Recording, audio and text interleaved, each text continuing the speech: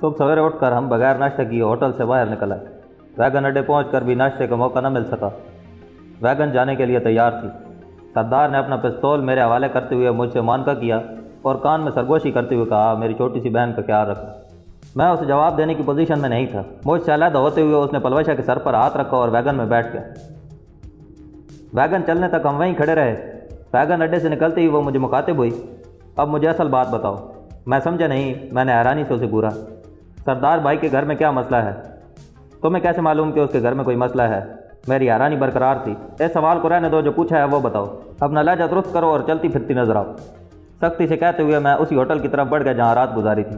Vegan اڈے سے باہر نکلتے ہوئے میں نے پیچھے مڑ کر دیکھا۔ وہ مجھ سے 3 قدم پیچھے اطمینان سے چلی آ رہی تھی۔ تمہاری سمجھ میں میری بات نہیں آئی؟ میں اسے جھڑکنے کے انداز میں بولا۔ وہ شوقی سے ہنسی۔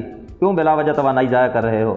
میں اپنے ہونٹ کاٹتے ہوئے اسے گھورنے لگا۔ اس نے نظر چرانے کی کوشش نہیں کی تھی۔ اپنی موٹی موٹی ہلکی نیلی آنکھیں میری آنکھوں میں ڈالے وہ بھی للکارنے کے انداز میں مجھے گھورتی رہی۔ اگر میں یوں ہی تمہارے پیچھے پیچھے چلتی رہی تو تم میرا کیا بگاڑ لوگے؟ مجھے خاموش کھڑا دیکھ کر اس نے دوبارہ زبان کھولی۔ تمہیں شاید اپنی عزت پیاری نہیں ہے۔ مجھے اس پر حقیقت میں غصہ آنے لگا تھا۔ اس کے لبوں پر خوبصورت مسکراہٹ نمودار ہوئی۔ مجھے نہ صحیح، تمہیں تو میری عزت پیاری ہے نا، بس اتنا کافی ہے۔ میں نے بمشکل اپنے غصے پر قابو پاتے ہوئے کہا، دیکھو جب سردار آئے گا تو تم بھی واپس آ جانا۔ مجھے آگے بڑھنے کا اشارہ کرتے ہوئے بے پرواہی سے بولی، چھوڑو مذاق کو اور چلو، ناشتہ بھی کرنا ہے۔ میری سمجھ میں نہیں آ رہا تھا کہ اسے کیسے منع کروں۔ نہ تو وہ میرے غصے کی پرواہ کر رہی تھی اور نہ نرم لہجہ اس پر کوئی اثر کر رہا تھا۔ سر جھٹک کر ایک بار پھر چل پڑا۔ وہ میرے ساتھ قدم بڑھاتے ہوئے بولی، بندے کو اتنا کھڑوس بھی نہیں ہونا چاہیے۔ تمہیں کسی نے بھی بات کرنے کی تمیز نہیں سکھائی؟ وہ اطمینان سے بولی، تم سکھا دو۔ مجھے خاموشی میں ہی عافیت نظر آئی۔ مجھے خاموش دیکھ کر وہ کہنے لگی، چلو ناشتہ کرتے ہیں، قسم سے سخت بھوک لگی ہے۔ میں نے طنزیہ لہجے میں پوچھا، پیسے ہیں جیب میں؟ وہ منہ مناتے ہوئے بولی، اگر ہوتے تو تم جیسے کنجوس کی منتیں کر رہی ہوتی۔ اس کی طرف متوجہ ہوتے ہوئے میں نے سنجیدگی سے پوچھا، اچھا میری جان چھوڑنے کے کتنے پیسے لوگی؟ اس نے وضاحت چاہی، تمہارا مطلب ہے قبیل خان کو مارنے کے بعد تمہاری جان بخش دوں؟ نہیں، ابھی کہیں دفع ہو جاؤ۔ اس کے لیے رقم کے ساتھ کچھ اور بھی چاہیے ہوگا۔ کیا؟ 1,00,000 روپے، گلاک پستول مع سائلنسر اور مقابرہ۔ مجھے پہلے صرف شک تھا کہ تمہارا دماغ خراب ہے، تم ساری زندگی شک ہی میں پڑے رہنا۔ میں اس کی بات کا جواب دیے بغیر آئی کام سیٹ نکال کر 1 الفا کو پکارنے لگا۔ یوں تو وہ شام کے وقت آئی کام سیٹ آن کرتا تھا، لیکن آج چونکہ اسے ہماری آمد کے بارے معلوم تھا، اس لیے مجھے امید تھی کہ وہ میرا انتظار کر رہا ہوگا۔ میرے انداز کے مطابق جلد ہی اس کا جواب آنے لگا۔ رسمی گفتگو میں پڑھنے کے بجائے اس نے فوراً میری جگہ کے بارے پوچھا اور میں نے بس اڈے کے قریب موجود اس ہوٹل کا نام بتا دیا جس کے سامنے ہم اس وقت کھڑے تھے۔ اس نے کہا، ٹھیک ہے، وہیں رک، میں آ رہا ہوں۔ ہمیں بمشکل 15-20 منٹ انتظار کرنا پڑا ہوگا۔ سفید رنگ کی ڈبل ڈور ہمارے ساتھ آ کر رکی۔ وہ گاڑی میں اکیلا تھا۔ مجھے بیٹھنے کا اشارہ کر کے اس نے اگلی نشست کا دروازہ کھولا۔ اس کے ساتھ بیٹھتے ہی میں نے دروازہ بند کرتے ہوئے کہا، چلے سر۔ پلوشا نے ایک بھی دروازے کا ہینڈل پکڑ کر دروازہ کھولنے کی کوشش کی تھی، لیکن دروازہ بند تھا۔ اس نے پوچھا، یہ لڑکا تمہارے ساتھ ہے؟ اسے چھوڑیں سر اور چلیں۔ میں نے جلدی سے کہا، نہ جانے کیوں میں پلوشا سے بھاگنا چاہ رہا تھا۔ اورنگزیب صاحب نے اس بات میں سر ہلاتے ہوئے گاڑی آگے بڑھا دی۔ وہ وہیں کھڑی رہ گئی تھی۔ تھوڑی دور آتے ہی میں نے مڑ کر دیکھا، وہ وہیں کھڑی تھی۔ ویسے کون تھا یہ لڑکا؟ اورنگزیب صاحب نے اشتیاق سے پوچھا۔ سر گاڑی روک کے میرے منہ سے بے ساختہ پھسلا۔ کیا ہو گیا؟ بریک پر پاؤں رکھتے ہوئے اس نے پریشانی سے پوچھا۔ سر اس لڑکے کو بھی ساتھ لے کے چلنا ہے، میں نے خفت بھرے لہجے میں کہا۔ یار کیا اوپر ٹانگ حرکتیں کر رہے ہو؟ اس کے لہجے میں حیرانی تھی، لیکن اس کے ساتھ ہی اس نے گاڑی موڑ لی تھی۔ میں نے میجر صاحب کی بات کا جواب نہیں دیا تھا، وہ ابھی تک وہیں کھڑی تھی۔ میجر صاحب نے اس کے قریب جا کر گاڑی روک دی۔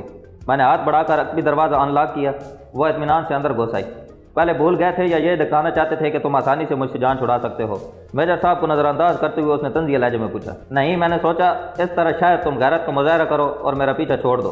میں نے اسے شرمندہ کرنے کی کوشش کی، لیکن ایسی باتیں وہ خاطر میں نہیں لاتی تھی۔ فوراً بولی، نہیں مجھے ڈر ہے، اگر میں نے تم پر نظر نہ رکھی تو تم کہیں چھپ جاؤ گے۔ آخر ایک ضروری کام کے بعد میں نے تمہیں قتل تو کرنا ہے نا، اس وقت کہاں ڈھونڈتا رہوں گا؟ پیچھے مڑ کر میں نے اپنے ہونٹوں پر انگلی رکھتے ہوئے اسے خاموش رہنے کا اشارہ کیا اور دوبارہ سیدھا ہو کر بیٹھ گیا۔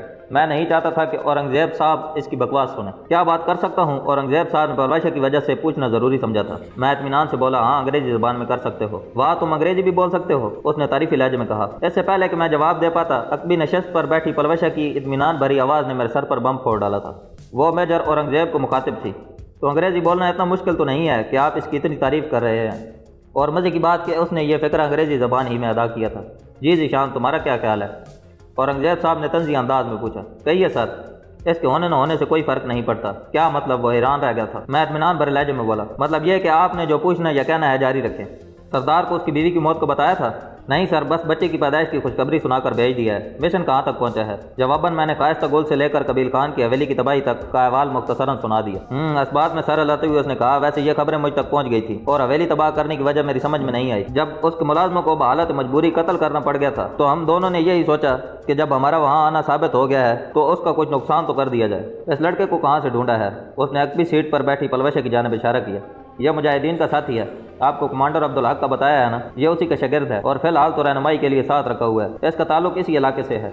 कहते हुए उसने एक दरमियानी मगर पुख्ता इमारत के गेट पर गाड़ी रोक दी। हारन देने से पहले ही दरवाजा खुल गया था। वो गाड़ी अंदर लेता गया।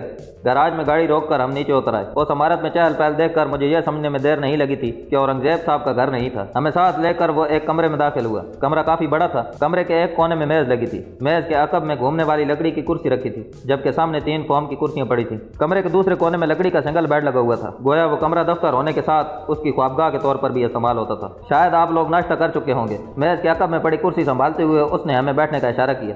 बिल्कुल भी नहीं, मेरे कुछ कहने से पहले पलवशा ने मुंह खोल दिया। मेजर औरंगजेब ने मुस्कुराते हुए घंटी बजाई और दरवाजा खोलकर एक आदमी अंदर दाखिल हुआ। यकीनन मेजर साहब के वहां आते ही वो दरवाजे पर पहुंचा था। इस लड़के को साथ ले जाकर अच्छा सा नाश्ता करा दो और हमारे लिए 2 प्यालियां चाय की ले आओ। तुमने नाश्ता नहीं करना? पलवशा मुझे मुखातिब हुई। मुझे छोड़ो और अपनी फिक्र करो। वो बगैर मजीद कुछ कहे नवारिद के साथ बाहर निकल गई। अब बताओ इस लड़के का क्या चक्कर है? मेजर औरंगजेब ने पलवशा के वहां से निकलते ही पूछा। तमाम कहानी आपको सुना दी है सर, बस इतना इजाफा कर लीजिए कि कबील खान ने इसकी बहन को जाति का निशाना बनाया, इसके भाई और बाप को कत्ल किया और अब ये इनके कत्ल का बदला लेने के लिए बेताब है। मुझे तो ये काबिल भरोसा नहीं लग रहा। औरंगजेब साहब के लहजे में हल्की सी तशवीश थी। मैं मुतमैन हूँ, मैंने दिल की आवाज़ पर लब्बैक कहते हुए उसकी तरफदारी की।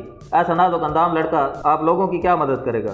मुझे तो लगता है कि किसी के ज़रा से झड़कने पर आप लोगों का सारा कट्ठा चिट्ठा खोल देगा। मेरे चेहरे पर धीमी मुस्कुराहट नमूदार हुई।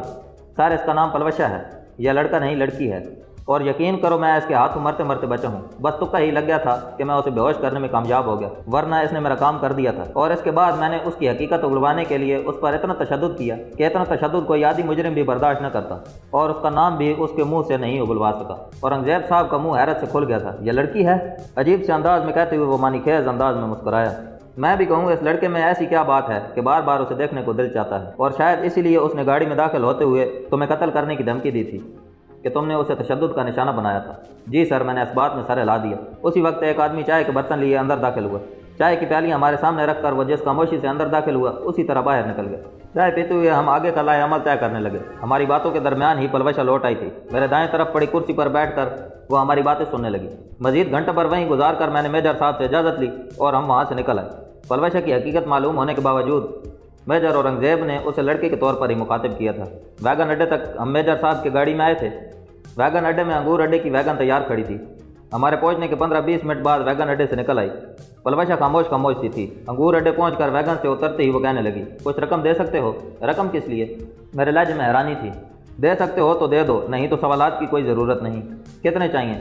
अगर हो सके तो 10-15 हज़ार दे दो। एक लम्हा सोचने के बाद मैंने जेब से 4 बड़े नोट निकालकर उसकी जानिब बढ़ा दिए। ये 20,000 हैं। बगैर किसी तकल्लुफ़ के वो मेरे हाथ से पैसे लेते हुए बोली, वापस नहीं मिलेंगे। लेकिन मैंने उसकी बात का जवाब देने की ज़रूरत न समझी। यूँ भी यह रकम मैंने कायस्ता गुल की जेब से निकाली थी। कमांडर नसरुल्लाह के दरवाजे के सामने पहुंचकर वो बोली, मैंने कहीं जाना है, कल तक लौटूंगी। तुम यहीं पर मेरा इंतज़ार करना। कहाँ जाना है? अगर बताना होता तो कहीं की बजाय उस जगह का नाम ले लेती। मैंने तलखी से कहा, इतना बताने की भी क्या ज़रूरत थी, जाओ जहाँ दफ़ा होना है। वो बुरा माने बगैर बोली, अगर गलाक नहीं दे सकते तो मुझे सरदार भाई वाला पिस्तौल ही दे दो। ये लो। इस मरतबा भी बगैर किसी वजह के मैंने गलाक माय साइलेंसर के होस्टर से निकाल कर उसकी जानिब बढ़ा दिया। उसके चेहरे पर हैरत के आसार नमूदार हुए, मगर उसके होंठों से शुक्रिया वगैरह का कलमा अदा नहीं हुआ था। पिस्टल नेफे में उड़सते हुए वो कमांडर नसरुल्लाह के दरवाजे पर दस्तक देने लगी, जबकि मैं बैठक के दरवाजे पर ताला लगा खोलने लगा। मेरा दिमाग उसी को सोच रहा था। पहले मैं शद्दुमत से उससे जान छुड़ाना चाह रहा था, लेकिन मेजर औरंगजेब तक उसका हाल पहुँचाने के बाद न जाने क्यों एकदम मैं ज़हनी तौर पर उसके साथ काम करने के लिए तैयार हो गया था। पहले मैं उसकी खूबसूरती से डर रहा था, लेकिन फिर बहुत सोचने के बाद मेरे दिमाग में यही बात आई कि इसी तरह अगर मैं हर खूबसूरत लड़की का सामना करने से कतराता रहा तो ज़िंदगी गुजारना बहुत मुश्किल हो जाएगा। यूँ भी इस जैसी खतरनाक लड़की से मोहब्बत कोई बेवकूफ़ ही कर सकता था, और सबसे बढ़कर वहाँ उससे बेहतर रहनुमाई करने वाला हमें नहीं मिल सकता था। थोड़ी देर बाद मोटरसाइकिल स्टार्ट होने की आवाज़ सुनकर मुझे मालूम हो गया कि वो मोटरसाइकिल पर कहीं रवाना हुई है। उसकी तस्दीक कमांडर नसरुल्लाह की आमद से हुई। वो मेरे लिए दिन का खाना लाया था। उसने खुद भी मेरे साथ ही खाना खाना पसंद किया था। उसी दौरान उसने पलवशा के बारे में पूछ लिया। पल्लू खान मोटरसाइकिल पर बैठकर कहाँ गया है? मैंने नफ़ी में सर हिलाकर लाइल्मी का इजहार किया और उसने इस बात में सर हिला दिया।